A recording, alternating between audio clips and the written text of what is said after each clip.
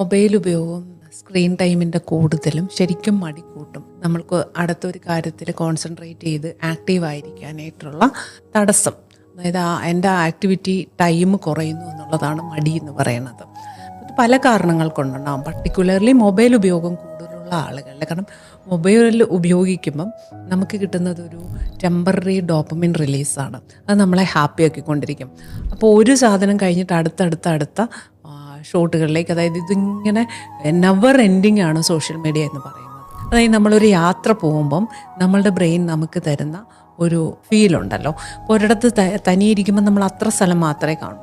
അതേ ഫീല് തന്നെയാണ് without energy ഈ ഒരു ഡോപ്പമിൻ റഷോട് കൂടി ക്രിയേറ്റ് ചെയ്ത് തരുന്ന മൊബൈൽ അഡിക്ഷൻ. എന്ന് ശരിക്കും അഡിക്ഷൻ്റെ പാർട്ടായിട്ട് തന്നെ വരും. ഡോപ്പമിൻ റഷ് ഇങ്ങനെ കിട്ടിക്കൊണ്ടിരിക്കുമ്പോൾ നമുക്ക് പുറത്തുള്ള കാര്യങ്ങൾ ഒട്ടും കോൺസെൻട്രേറ്റ് ചെയ്യാൻ തോന്നില്ല. ബാക്കിയെല്ലാം നമ്മൾ ഫീൽസ് എല്ലാം സ്ലോ ആകുന്നത് പോലെ തോന്നും. നമ്മളെ മറ്റൊന്നും സന്തോഷിപ്പിക്കാത്തത് പോലെ തോന്നും. അപ്പോൾ മൊബൈൽ അമിതമായ ഉപയോഗവും ക്ഷീണവും ഉണ്ടെങ്കിൽ ശരിക്കും നിങ്ങൾ മൊബൈൽ അഡിക്റ്റാണ് എന്ന് തന്നെ വേണം ചിന്തിക്കാൻ. മൊബൈൽ ഉപയോഗം